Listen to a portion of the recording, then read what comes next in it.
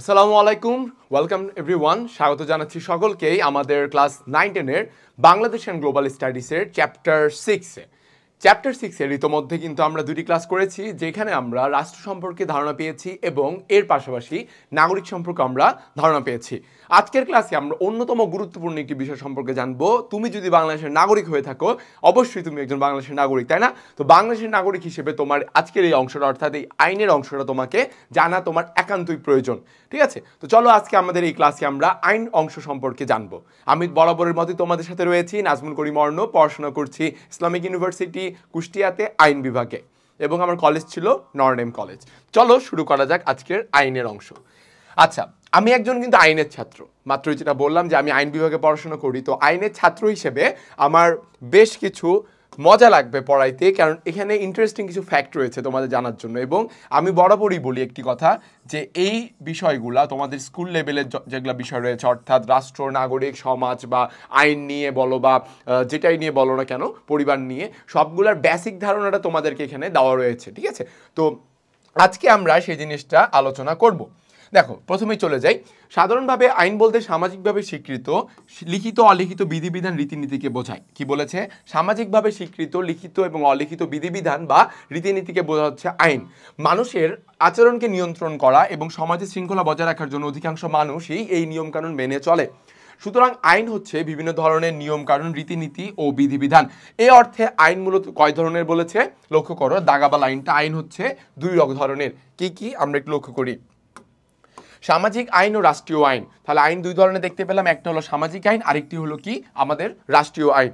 সামাজিক জীবনে যে সকল বিধিবিধান বা রীতিনীতি মানুষ মেনে চলে তা হচ্ছে সামাজিক আইন। অর্থাৎ সামাজিক জীবনে মানে সমাজে, তুমি সমাজে বসবাস করতেছো, তো সমাজে যে সকল আইন রয়েছে সেগুলোই বলতেছে আমাদের সামাজিক আইন। এখন বলতে পারো ভাইয়া সমাজের কোন আইন রয়েছে? দেখো, সমাজের আইন কোনগুলো, তার মধ্যে নৈতিকতা, মূল্যবোধটা যাবে। তুমি সমাজে চলাচল করবা, বড়দেরকে শ্রদ্ধা করবা, ছোটদের স্নেহ করবা, কিংবা তোমার ব্যবহারটা, তোমার নৈতিকতাটা, অর্থাৎ তোমার মোরালসটা যাতে হাই থাকে। ঠিক আছে, সব কিছু মিলিয়ে একটা সামাজিক মূল্যবোধ বা সামাজিক একটা নৈতিকতা তৈরি হয়, যেটি আমাদের আসলে সামাজিক আইন হিসেবে পরিচিত। আর রাষ্ট্রীয় কাঠামোয় বিভিন্ন জাতীয় নীতিমালার পরিপ্রেক্ষিতে এবং মানুষের আচরণ নিয়ন্ত্রণ করতে, কিংবা সমাজে সৃষ্ট বিভিন্ন সমস্যা প্রতিরোধে, কিংবা আমি বলতে পারি বিভিন্ন বিশৃঙ্খল অবস্থাকে শৃঙ্খলে ফিরিয়ে আনতে সরকার কর্তৃক, কার কর্তৃক? সরকার কর্তৃক গৃহীত বিভিন্ন আদেশ এবং নির্দেশই হচ্ছে রাষ্ট্রীয় আইন নামে পরিচিত বা পরিগণিত হয়। বিভিন্ন রাজনৈতিক তত্ত্ববিদ ও আইন বিশারদগণ আইনের বিভিন্ন সংজ্ঞা প্রদান করেছেন। চলো দেখা যাক। টি.এইচ. গ্রিন বলেছেন, রাষ্ট্র কর্তৃক আরোপিত অধিকার ও বাধ্যবাধকতা সমূহ হলো আইন। কি বলেছেন? রাষ্ট্র কর্তৃক আরোপিত যে অধিকার রয়েছে কিংবা বাধ্যবাধকতা সমূহ, তাই হইল আইন। অধ্যাপক হল্যান্ডের মতে আইন হচ্ছে মানুষের বাহ্যিক আচরণ নিয়ন্ত্রণের কতগুলো সাধারণ নিয়ম, যা সার্বভৌম রাজনৈতিক শক্তি কর্তৃক প্রণীত হয়। বলেছে কে? দেখো, সার্বভৌম রাজনৈতিক শক্তি, এর মানে কি? সার্বভৌম রাজনৈতিক শক্তি মানে কি তোমরা কি জানো সেটা? সার্বভৌম রাজনৈতিক শক্তি, দেখো তোমাদেরকে কিন্তু রাষ্ট্র আমি পড়াইছি, মনে আছে না তোমাদের? রাষ্ট্র পড়ানোর সময় সার্বভৌম কার কি জন্য দরকার ছিল? একটা রাষ্ট্রের পূর্ণাঙ্গ প্রকাশ বা একটা স্বাধীন রাষ্ট্র পূর্ণাঙ্গ প্রকাশের জন্য আমার কার কি দরকার? সার্বভৌমত্ব দরকার। সেই তুলনা যদি আমি করে থাকি, তাহলে এই সার্বভৌম রাজনৈতিক শক্তি মানে হলো স্বাধীন রাষ্ট্রের শক্তি, অর্থাৎ একটা স্বাধীন রাষ্ট্রের সরকার কর্তৃক প্রণীত আইনই হলো সেই মানুষের বাহ্যিক আচরণ নিয়ন্ত্রণের জন্য প্রণীত আইন। আইনের একটি উৎকৃষ্ট সংজ্ঞা প্রদান করেছেন কে? Woodrow Wilson. উড্রো উইলসন এই ব্যক্তিটা খুবই সুন্দর একটা ডেফিনেশন দিয়েছে আইনের, অর্থাৎ লয়ের। আমরা দেখি, আইন হলো সমাজের সেই সকল প্রতিষ্ঠিত প্রথা ও রীতিনীতি যেগুলো সমাজ রাষ্ট্র কর্তৃক স্বীকৃত এবং যা সরকারের অধিকার ও ক্ষমতার দ্বারা বলবৎ করা হয়। বলা হচ্ছে কি, আইন হলো সমাজের সেই সকল প্রতিষ্ঠিত প্রথা ও রীতিনীতি যেগুলো সমাজ রাষ্ট্র কর্তৃক স্বীকৃত এবং যা সরকারের অধিকার ও ক্ষমতার দ্বারা বলবৎ হয়। যা অর্থাৎ বলা হয়েছে যে সরকার কিংবা রাষ্ট্র দ্বারা যে সকল আইন, যে সকল বিধিনিষেধ, নীতিমালা, বিধিবিধান আমাদের জনগণের জন্য প্রণীত করা হয় বা প্রদান করা হয়, সেইগুলো আমাদেরকে কিন্তু মেনে চলতে হবে, কারণ সেগুলো আমাদেরকে নিয়ন্ত্রণের জন্য, সমাজে যাতে কোনো বিশৃঙ্খল অবস্থা তৈরি না হয়, সমাজে যাতে কোনো মারামারি, হানাহানি, খারাপ অবস্থা, অস্থিতিশীল অবস্থার সৃষ্টি না হয়, সেই কারণে কিন্তু আইনের তৈরি হয়েছে। আমরা এটা জিনিসটা লক্ষ্য করতে পারছি। সুতরাং সমাজ ও রাষ্ট্র কর্তৃক স্বীকৃত মানুষের সামাজিক জীবনের কল্যাণের জন্য গৃহীত সুনির্দিষ্ট নিয়মের সমষ্টিকে বলা হচ্ছে আইন। আচ্ছা, ছোট্ট একটা গল্প বলি আইনের সংজ্ঞা দিয়ে। আমি যখন ইউনিভার্সিটিতে আমার ফার্স্ট ডে ছিল, অর্থাৎ প্রথম ক্লাস, ফার্স্ট ক্লাস, তখন আমার ফার্স্ট ক্লাসে আমাদেরকে স্যার আইন পড়ানোর পূর্বেই বলেছিল যে আইন কাকে বলে, তোমরা আইন বলতে কি বুঝো, হোয়াট ইজ ল, এমন করে প্রশ্ন করেছিল। আর হায়ার স্টাডিজ তো সবসময় ইংলিশেই হয়, বাংলায় তেমন একটা গ্রাহ্য হয় না। সো যখন উনি জিজ্ঞাসা করলেন স্যার যে হোয়াট ইজ ল, তখন কিন্তু আমাদের ক্লাসের প্রায় অ্যাবাউট 87 to 89 স্টুডেন্ট আমরা ছিলাম। তো ওই 89 জনের মধ্যে প্রায় সবাই চুপ ছিল। হ্যাঁ, তো আমি হঠাৎ করে হাত উঠাই দিই, কারণ আমার বেসিকটা ছিল ভালো, আমি স্কুলে থাকতে আইনের সংজ্ঞা পড়েছি, প্লাস আমি ইন্টারমিডিয়েটে উঠে আমি নরডেম কলেজ থেকে যখন আমি আর্টসে ইন্টারমিডিয়েটে পাস করি বা এ প্লাস পাই, সো তখন আমি সেখানেও সিভিক্সে অর্থাৎ পৌরনীতিতেও আইনটা পড়েছি, ঠিক আছে। তো সেখানে আইনের যে সংজ্ঞাটা, যে আইন হলো কি রাষ্ট্র কর্তৃক স্বীকৃত বিধিবিধানের সমষ্টি যা জনগণের জন্য আরোপিত থাকে, এই জিনিসটাকে I just translate into English. Okay, আমি ইংলিশে জাস্ট ট্রান্সলেট করে বলে দিয়েছি, এবং স্যার যখন এটি শুনেছেন স্যার বলছে যে গুড, তুমি পারছো। তো আমি বিধিবিধান জিনিসটাকে বলছি কি রুলস অ্যান্ড রেগুলেশন। সো এই জিনিসটা কেন পারছি আমি, বিকজ আমার স্কুলে থাকতে আমি আমার বেসিকটাতে একটু ফোকাস করেছিলাম। আমি কিন্তু আমার একদম বিধিবদ্ধ ছিলাম বা প্রতিজ্ঞাবদ্ধ ছিলাম ক্লাস 8 থেকে যে আমি যখন ইউনিভার্সিটিতে উঠবো আমি ল সাবজেক্ট নিয়ে পড়বো, because I love this subject, ঠিক আছে, আমার একটা প্যাশন ছিল। তো সব মিলিয়ে আমি আমার বেসিকটাকে স্ট্রং করেছি স্কুল থেকে, পরবর্তী কলেজে গিয়েও আমি বেসিকটার উপরে কাজ করেছি, যার ফলাফল আমি পেয়েছি আমার ইউনিভার্সিটির ফার্স্ট ডে ফার্স্ট ক্লাসে। সো এই বিষয়গুলো তোমাদের সবসময় মাথায় রাখা উচিত যে কিভাবে বিষয়গুলোকে তুমি নিয়ন্ত্রণ করলে বা হ্যান্ডেল করলে তোমার উপকারটা বা ফলাফলটা তোমার পক্ষে আসবে, ভবিষ্যতে বলো বা আজকে বলো বা নেক্সট কোনো এক্সামে বলো, ঠিক আছে। তো সব মিলিয়ে আমাদের একটা জিনিস অবশ্যই মাথায় রাখা উচিত ভাইয়াপুরা, সেটা হলো we should never forget the basic. আমাদের সবসময় বেসিকটাকে মাথায় রাখতে হবে, কিন্তু যাই করো না কেন দুনিয়া সবই ভুলে যাও ভাই, কিন্তু বেসিকটাকে তোমার অবশ্যই অবশ্যই মাথায় রাখতে হবে, ঠিক আছে। এই জিনিসটা পরবর্তী চলে যায় আইনের বৈশিষ্ট্যতে। ওকে, উপরোক্ত সংজ্ঞা থেকে যেসব বৈশিষ্ট্য পাওয়া যায়, আইন মানুষের বাহ্যিক আচরণ ও ক্রিয়াকলাপকে নিয়ন্ত্রণ করে। দেখো বাহ্যিক কেন বলেছে, ইনার কেন না, অভ্যন্তরীণ কেন না, এর কারণ হচ্ছে যে তোমার ভিতরে কি চলতেছে বাপ, এটা কি তোমার কোন একজন পুলিশ বাহিনীর সদস্য কিংবা একজন বিচারপতি কি বুঝতে পারবে যে what is going on inside your mind? পারবে কি আদৌ? পারবে না, যতক্ষণ না পর্যন্ত তুমি সেটাকে বাহ্যিক কোনো ক্রিয়াকলাপ বা কার্যকলাপের মাধ্যমে সেটিকে প্রকাশ করো, ঠিক আছে। সো এই জন্য বলা হচ্ছে বাহ্যিক আচরণ ক্রিয়াকলাপকে নিয়ন্ত্রণ করে আইন। তাহলে এখন তোমরা বলতে পারো ভাইয়া তাহলে কি ভিতরের আমাদের অভ্যন্তরীণ কার্যকলাপকে কেউ নিয়ন্ত্রণ করে না? অবশ্যই করে। কে করে সেটা বলো দেখি। তোমার মোরালস, তোমার নীতি নৈতিকতা, তোমার নীতি নৈতিকতা ছোটবেলা থেকে তুমি যে পারিবারিক শিক্ষাটা পেয়েছো বা তোমার স্কুলে থেকে তুমি যে নৈতিকতাটা পাচ্ছ বা পেয়েছো, এই জিনিসগুলো তোমার অভ্যন্তরীণ যে আচরণ সেটিকে নিয়ন্ত্রণ করবে, তোমাকে মানুষ তৈরি করতে রাখবে, তোমাকে মানুষ থেকে পশু বা জানোয়ারের দিকে নিয়ে যাবে না কিন্তু। ওকে, সো এই জিনিসটা অবশ্যই মাথায় রাখতে হবে। 2 নম্বরে আইন হচ্ছে সর্বজনীন। আইন কি? আইন হচ্ছে সবার জন্য, সর্বজনীন, তা রাষ্ট্রের সকলের উপর সমানভাবে প্রযোজ্য। 3, আইন হচ্ছে এক ধরনের আদেশ বা নিষেধ যা সকলেই মান্য করতে হয়, যারা আইন অমান্য করে তাদের সাজা পেতে হয়। অবশ্যই তুমি আইন তৈরি করা হয়েছে তোমার ভালোর জন্য, নিজের কল্যাণের জন্য, তুমি যদি আইন না মেনে চলো তাহলে তোমার জন্য কি অপেক্ষা করতেছে? কঠোর শাস্তি বা সাজা, ঠিক আছে। আইন রাষ্ট্রীয় কর্তৃত্বমূলক কর্তৃপক্ষ থেকে স্বীকৃত, বলছে কি কর্তৃত্বমূলক কর্তৃপক্ষ থেকে স্বীকৃত এবং আরোপিত, ঠিক আছে। পরবর্তী দেখি, আইন হলো সমাজে প্রচলিত প্রথা ও রীতিনীতি। আইন কি? সমাজে প্রচলিত প্রথা এবং রীতিনীতির সমষ্টি। আইনের উৎস, দেখো এটা কিন্তু খুবই ইম্পর্টেন্ট, ইভেন দো এটা তোমার স্কুলে পড়ছো, তোমার কলেজে গিয়েও পড়বা, আবার যারা হায়ার স্টাডিসে আমার মতো আইন বিভাগে পড়াশোনা করবা, অর্থাৎ এই লতে পড়াশোনা করলে তোমাদের জন্য এটা হায়ার স্টাডিসও থাকবে যে সোর্সেস অফ ল। ওকে, আইনের উৎস চলো দেখা যাক। আইনের বিভিন্ন উৎস রয়েছে, তবে রাষ্ট্রবিজ্ঞানী হল্যান্ড, কি নাম ভদ্রলোকের?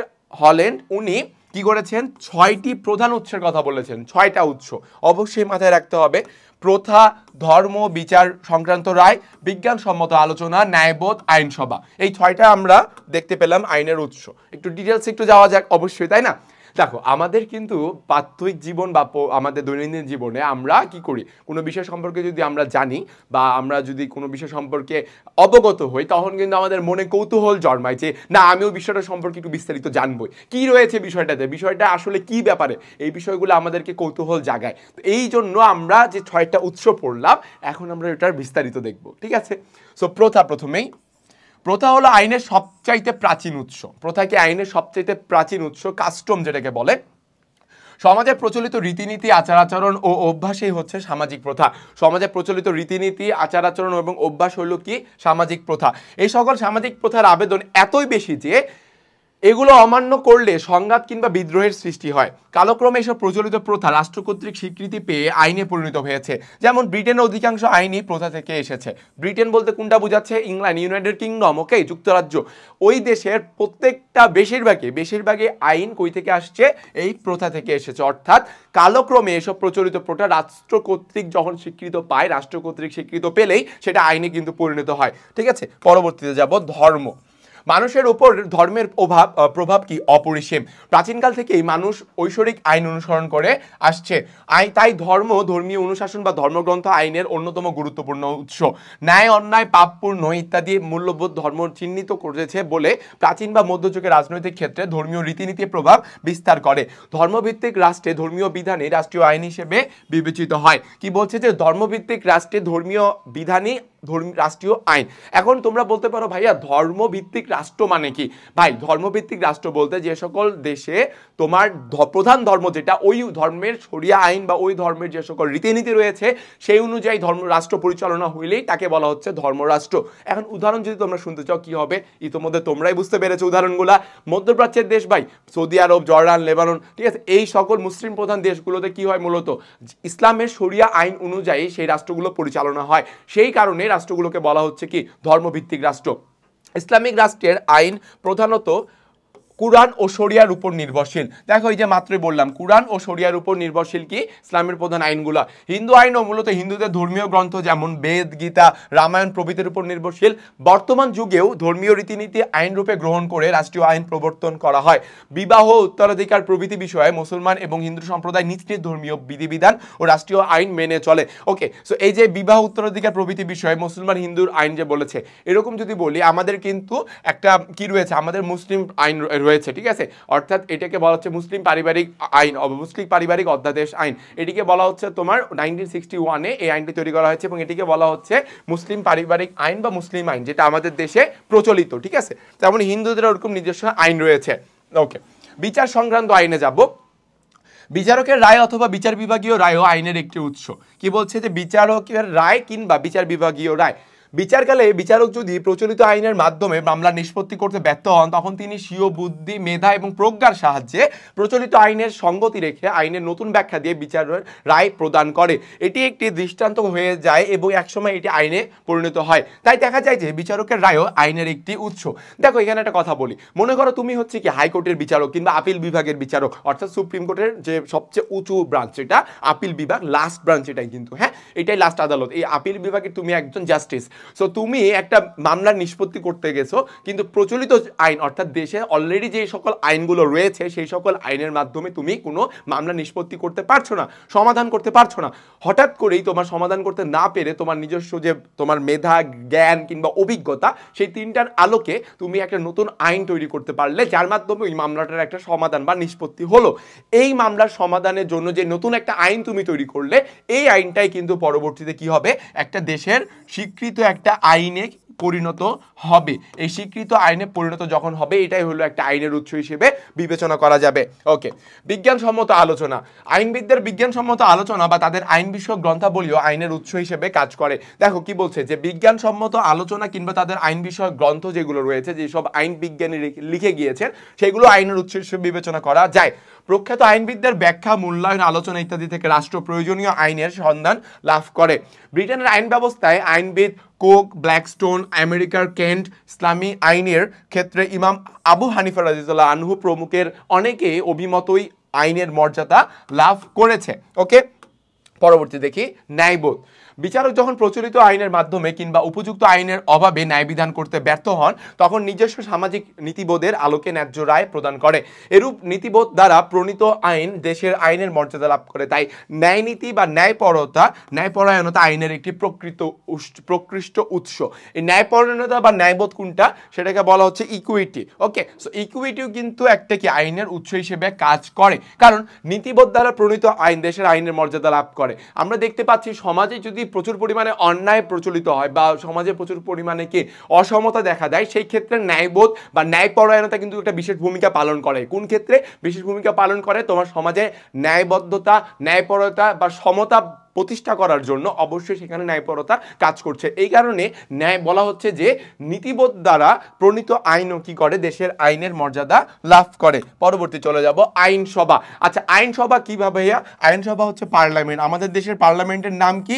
জাতীয় সংসদ। আমাদের দেশের পার্লামেন্টের নাম হচ্ছে জাতীয় সংসদ, যেটিকে ইংলিশে বলা হচ্ছে হাউস অব দ্য নেশন। ওকে, আধুনিক রাষ্ট্রে আইনসভায় আইনের প্রধান উৎস। সকল গণতান্ত্রিক রাষ্ট্রেই আইনসভা বা আইন পরিষদ আছে। এই আইনসভায় দেশের জনগণের স্বার্থকে লক্ষ্য করে প্রয়োজনীয় আইন প্রণয়ন ও সংশোধন হয়ে থাকে। এছাড়াও রাষ্ট্রীয় সংবিধান বা রাষ্ট্রপ্রধানের জারিকৃত প্রশাসনিক ডিক্রি, বৈদেশিক চুক্তি, আন্তর্জাতিক আইন, কনভেনশনের রেটিফিকেশনও আইন হিসেবে গৃহীত হয়। কি বলা হচ্ছে এখানে দেখো, এছাড়াও রাষ্ট্রীয় সংবিধান বা রাষ্ট্রপ্রধানের জারিকৃত প্রশাসনিক ডিক্রি, বৈদেশিক চুক্তি, আন্তর্জাতিক আইন ও কনভেনশনের রেটিফিকেশনেও আইন হিসেবে স্বীকৃত। এটা তাহলে কি বলছে? আইনসভা। আমরা কিন্তু সঠিক একটা তথ্য বলি তোমাদের, যে আইন তৈরি করার কারখানা বলা হয় আইনসভাকে। এটা আমার ব্যক্তিগত ভাষা। কেন বললাম? কারণ এই যে আমাদের দেশের জাতীয় সংসদ, সেখানে আসন সংখ্যা হচ্ছে কত? 350টা সিট।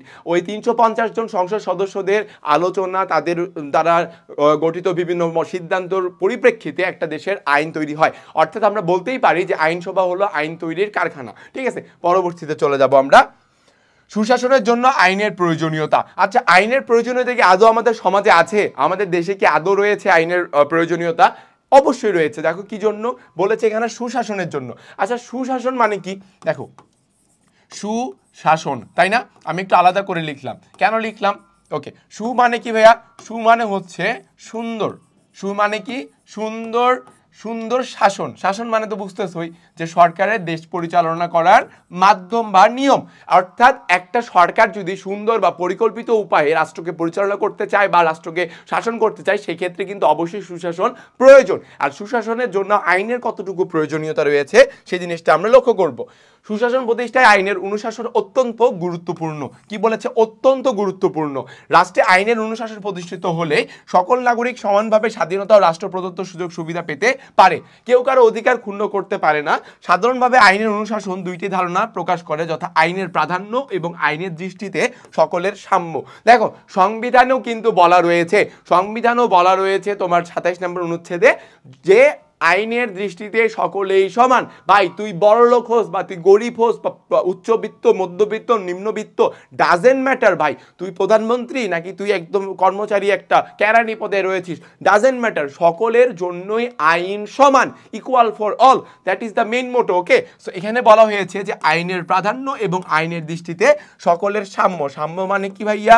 সাম্য মানে হলো সমান। এই জিনিসটা বলা হয়েছে। আইনের প্রাধান্য বজায় থাকলে সরকার স্বেচ্ছাচারী হতে পারে না বা ক্ষমতার অপব্যবহার করতে সচরাচর সাহস করে না।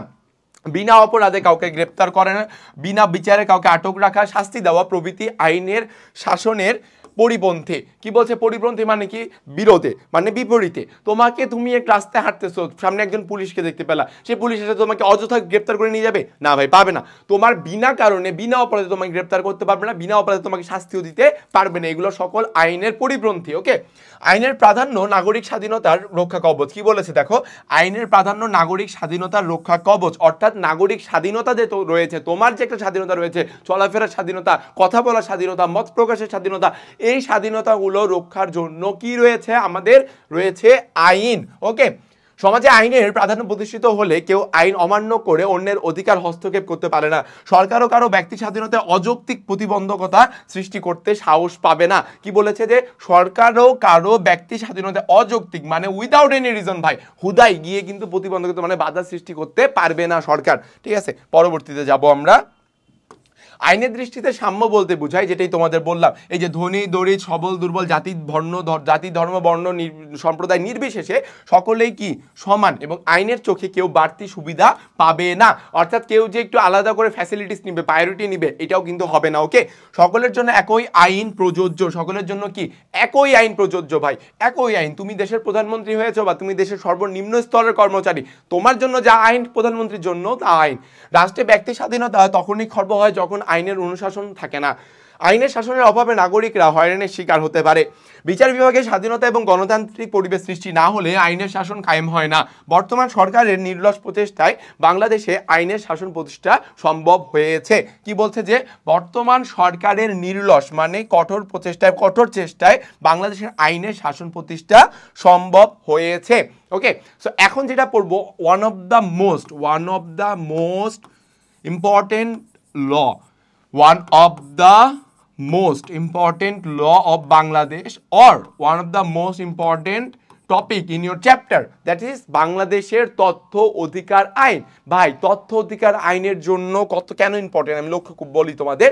গণপ্রজাতন্ত্রী বাংলাদেশের সংবিধানের 39 নম্বর অনুচ্ছেদে, 39 নম্বর অনুচ্ছেদে, very important for MCQ, okay দাগায় রাখো। এই অনুচ্ছেদে কি বলেছে? চিন্তা, বিবেক এবং বাক স্বাধীনতা নাগরিকের অন্যতম মৌলিক অধিকার হিসেবে স্বীকৃত। তোমরা সংবিধান দেখবে বাংলাদেশের 39 নম্বর অনুচ্ছেদে এই মৌলিক অধিকার কথা বলা রয়েছে, চিন্তা, বিবেক এবং বাক স্বাধীনতার। তথ্য প্রাপ্তির অধিকার এরই একটি অবিচ্ছেদ্য অংশ। বাংলাদেশ সরকার 5 এপ্রিল 2009 কি বলছে? বাংলাদেশ সরকার 5 এপ্রিল 2009 তথ্য অধিকার আইন জারি করে। 5 এপ্রিল 2009 তথ্য অধিকার আইন জারি করে জনগণের তথ্য প্রাপ্তির অধিকারকে সুনিশ্চিত করার লক্ষ্যেই এই আইন প্রণীত হয়। কি বলা হচ্ছে? যে জনগণের তথ্য প্রাপ্তির অধিকারকে সুনিশ্চিত করার লক্ষ্যেই এই আইন প্রণীত হয়। ওকে, পরবর্তীতে দেখব পৃথিবীর বহু রাষ্ট্রেই তথ্য অধিকার আইন রয়েছে। এখানে আমাদের প্রথমে জানতে হবে তথ্য বলতে কি বোঝায়। দেখো প্রথম কথা, তথ্য বলতে কি বোঝায়, what you understand by information, সেটা আমাদের দেখতে হবে। সাধারণভাবে বলা যায় যে কোনো ধরনের রেকর্ডেই তথ্য, সাধারণ একটা ডেফিনেশন। ওকে, যে কোনো ধরনের রেকর্ডে কি বলছে? তথ্য। তথ্য অধিকার আইনে তথ্য বলতে কোনো কর্তৃপক্ষের গঠন, তথ্য অধিকার আইনে তথ্য বলতে কি কোনো কর্তৃপক্ষের গঠন, কাঠামো এবং দাপ্তরিক কর্মকাণ্ড সংক্রান্ত যে কোনো স্মারক, বই, মানচিত্র, চুক্তি, তথ্য উপাত্ত, লগ বহি, আদেশ, বিজ্ঞপ্তি, দলিল, নকল কপি, পত্র, প্রতিবেদন, হিসাব বিবরণী, প্রকল্প প্রস্তাব, আলোকচিত্র, অডিও ভিডিও, অঙ্কিত চিত্র, ফিল্ম, ইলেকট্রনিক প্রক্রিয়ায় প্রস্তুতকৃত যে কোনো ইনস্ট্রুমেন্ট, যান্ত্রিকভাবে পাঠযোগ্য দলিলাদি, ভৌত গঠন, বৈশিষ্ট্য নির্বিশেষে সকল তথ্যবহ বস্তু এবং এদের প্রতিলিপিকে কি বলা হচ্ছে? বোঝানো হচ্ছে। ওকে, তবে দাপ্তরিক নোটশিট এবং নোটশিটের প্রতিলিপি এর অন্তর্ভুক্ত হবে না। ভাই সব ভুইলা যায়, এই লাইনটা মাথায় রাখতে হবে তোদের। কোনটা? যে দাপ্তরিক নোটশিট বা নোটশিটের যে প্রতিলিপিটা মানে ফটোকপিটা, এটা কিন্তু তথ্যের মধ্যে অন্তর্ভুক্ত হবে না। ওকে, পরবর্তীতে যাব আমরা। বর্তমান তথ্য অধিকার আইনে তথ্য কমিশন নামে একটি স্বাধীন প্রতিষ্ঠান সৃষ্টি করা হয়েছে। কোন প্রতিষ্ঠানের নাম কি ভাইয়া? তথ্য কমিশন। তথ্য কমিশন নামে একটি স্বাধীন প্রতিষ্ঠান সৃষ্টি করা হয়েছে। তথ্য কমিশনে একজন প্রধান তথ্য কমিশনার সহ, অর্থাৎ একজন প্রধান তথ্য কমিশনার থাকবে সহ 2 জন তথ্য কমিশনার রয়েছে। একজন প্রধান তথ্য কমিশনার সহ 2 জন তথ্য কমিশনার রয়েছে। আইনে বলা হয়েছে প্রত্যেক নাগরিকের কর্তৃপক্ষের নিকট হতে তথ্য পাওয়ার অধিকার রয়েছে এবং কর্তৃপক্ষ একজন নাগরিককে তথ্য প্রদানে বাধ্য থাকবে।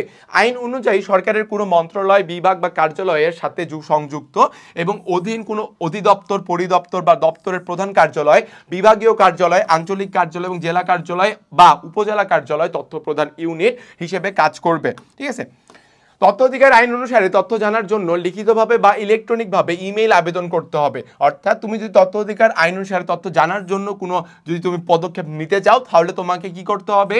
ইমেইল করতে হবে তথ্য কমিশনারের বরাবর বা তথ্য কমিশনারের অফিস বরাবর। যারা লেখাপড়া জানে না তাদের ক্ষেত্রে দায়িত্বপ্রাপ্ত কর্মকর্তা সহযোগিতা প্রদান করবেন এবং আবেদনে টিপসই নিয়ে দাখিল করতে পারবেন। ওকে, দায়িত্বপ্রাপ্ত কর্মকর্তা নির্ধারিত সময়সীমার মধ্যে তথ্য প্রদান না করলে তথ্য প্রদানের সময়সীমা অতিক্রান্ত হওয়ার পরবর্তী 30 দিনের মধ্যে, কত দিনের মধ্যে ভাইয়া? 30 দিনের মধ্যে অনুরোধকারী আপিল করতে পারবেন যে আমার তথ্য এখনো দেওয়া হয়নি। আবেদনকারী আপিল কর্তৃপক্ষের নিকট সুবিচার না পেলে তথ্য কমিশনের নিকট অভিযোগ পাঠাতে পারবেন। এক্ষেত্রে তথ্য কমিশনের কাজ হচ্ছে কি? এই ক্ষেত্রে তথ্য কমিশনের কাজ মূলত অভিযোগ গ্রহণ করা এবং সেই অনুযায়ী প্রয়োজনীয় ব্যবস্থা নেওয়া। তথ্য সরবরাহের ক্ষেত্রে দায়িত্বপ্রাপ্ত কর্মকর্তাকে তথ্যের সংরক্ষণ বা ভান্ডার হয়ে উঠতে হবে। কি বলছে? তথ্য সরবরাহের ক্ষেত্রে দায়িত্বপ্রাপ্ত যে কর্মকর্তা রয়েছে, এই দায়িত্বপ্রাপ্ত কর্মকর্তাকে তথ্যের সংরক্ষক বা ভান্ডার হয়ে উঠতে হবে। তার প্রধান দায়িত্ব কি? তার প্রধান দায়িত্ব হচ্ছে আবেদন প্রক্রিয়া সম্পর্কে জনগণকে জানানো এবং কর্তৃপক্ষের কাছ থেকে তথ্য প্রাপ্তির সুবিধা সৃষ্টি, তথ্যের উপযুক্ত মূল্য নির্ধারণ এবং তথ্য সরবরাহে ব্যর্থতা নির্ধারণ। এই সকল বিষয়বস্তুগুলো কি করতে হবে? জনগণের কাছে, সাধারণ জনগণের কাছে পৌঁছে দিতে হবে। এটাই হলো তথ্য কর্মকর্তার বা দায়িত্বপ্রাপ্ত কর্মকর্তা বা তথ্য কমিশনারের প্রথম এবং প্রধান কাজ। ঠিক আছে, যে কিভাবে জনগণ এইখান থেকে সুবিধা পেতে পারে। সুতরাং তথ্য প্রাপ্তির ক্ষেত্রে আমাদের তথ্য অধিকার আইন সম্পর্কে সচেতন হতে হবে। তথ্য অধিকার আইনের মাধ্যমে দরিদ্র, প্রান্তিক এবং সুবিধা বঞ্চিত মানুষের উন্নয়ন নিশ্চিত করা যাবে। প্রতিটি সংস্থার কার্যক্রমে স্বচ্ছতা ও জবাবদিহিতা বৃদ্ধি পাবে। বলা হচ্ছে প্রতিটি সংস্থার কার্যক্রমে স্বচ্ছতা এবং জবাবদিহিতা বৃদ্ধি পাবে, সুশাসন প্রতিষ্ঠিত হবে এবং দুর্নীতি নির্মূল করা সম্ভব হবে। জনগণের ক্ষমতায়ন নিশ্চিত হওয়ার মাধ্যমে মানবাধিকার এবং দারিদ্র্য বিমোচনে ইতিবাচক প্রভাব পড়বে। কি বলছে? জনগণের ক্ষমতায়ন নিশ্চিত করার জন্য মানবাধিকার এবং দারিদ্র্য বিমোচনে ইতিবাচক প্রভাব পড়বে। সর্বোপরি গণতন্ত্রের ভিত মজবুত হবে। ওকে, সো আমরা আইনের অংশে যে আজকে আলোচনা করলাম এই ক্লাসটাতে, মূলত সেটি হলো যে আমাদের তথ্য অধিকার আইন বা আইনের প্রথমে সংজ্ঞা, ডেফিনেশনটা দেখলাম যে বিধিবিধানের সমষ্টি রাষ্ট্র কর্তৃক আরোপিত থাকে কাদের জন্য ভাইয়া? জনগণের জন্য, ঠিক আছে। এবং জনগণকে সেটা মেনে চলতে হয়, না মেনে চললে কি থাকে? আমাদের জন্য বিশেষ শাস্তি বা সাজার কিন্তু ব্যবস্থা রয়েছে। পাশাপাশি দেখলাম আইনের উৎস, আইনের উৎসর পরে আমরা লক্ষ্য করলাম যে আইনের কিছু বৈশিষ্ট্য, প্লাস আমরা লক্ষ্য করলাম যে আইনের চোখে সকলে যে সাম্য বা সকলে যে সমান, এই বিষয়টা আমরা একটু গুরুত্বপূর্ণভাবে আলোচনা করলাম। সর্বশেষ আলোচনা করলাম তথ্য অধিকার আইন, অর্থাৎ বাংলাদেশে তথ্য অধিকার আইন কিভাবে প্রয়োগ হচ্ছে, কত কি ব্যবস্থা করা হয়েছে, কি গঠন করা হয়েছে, তার জন্য সকল কিছু মিলে আমরা দেখলাম। এবং ভাইয়া মনে রাখবা সবসময় যে সংবিধানের যে অনুচ্ছেদটার কথা বলা হয়েছে তথ্য অধিকার আইনে, পাশাপাশি যেই তথ্য অধিকার আইনের অনুচ্ছেদের পাশে আরও দেখলাম যে কত সালে তথ্য অধিকার কমিশন গঠন করা হয়েছে, সেই আইনটা তৈরি করা হয়েছে, সেই জিনিসগুলো তোমাদের মাথায় রাখতে হবে। কি জন্য ভাইয়া? এমসিকিউ এর জন্য। ওকে, সো আজকের ক্লাসটির আলোচনা কিন্তু আমি বলবো বিশেষ করে একজন আইন বিভাগের ছাত্র হয়ে, একজন আইনের ছাত্র হয়ে, এটি খুবই খুবই গুরুত্বপূর্ণ। তোমাদের মধ্যে অনেকে, আমার বিশ্বাস অনেকে আবার ইচ্ছা রয়েছে তোমাদের হায়ার স্টাডিজে ল পড়ার, অর্থাৎ আইন বিভাগে তোমাদের গ্র্যাজুয়েশন করার অনেকেরই ইচ্ছা রয়েছে, ঠিক আছে। সো তাদের জন্য বিশেষ করে বার্তা, তা হলো তোমরা অবশ্যই এটি বেসিক হিসেবে গ্রহণ করবা এবং বেসিক হিসেবে পড়ে যাবা, যাতে তোমাদের ফিউচার লাইফে তোমাদের আইন পড়তে কিংবা আইনটিকে বুঝতে সুবিধা হয়, যে আইনটা আসলে কি সেটা তোমরা জানতে পারবা, ঠিক আছে। তো আজকের ক্লাসটা আমাদের এই পর্যন্তই ছিল। আশা করি সকলেই তোমরা বুঝতে পেরেছো খুব ভালো মতো, এবং আমাদের ক্লাসে যে কোনো প্রকার প্রশ্ন, যে কোনো প্রকার সমস্যা তোমরা যদি ফেস করো পড়ার সময়, অবশ্যই আমাদেরকে জানাবা। আমরা তোমাদেরকে সর্বোচ্চ চেষ্টা করবো সেটার উত্তর প্রদানের জন্য, ঠিক আছে। তো নেক্সট ক্লাসে আবারও তোমাদের সাথে দেখা হবে। ততক্ষণ পর্যন্ত আল্লাহ হাফেজ, টাটা, সকলে ভালো থাকবে।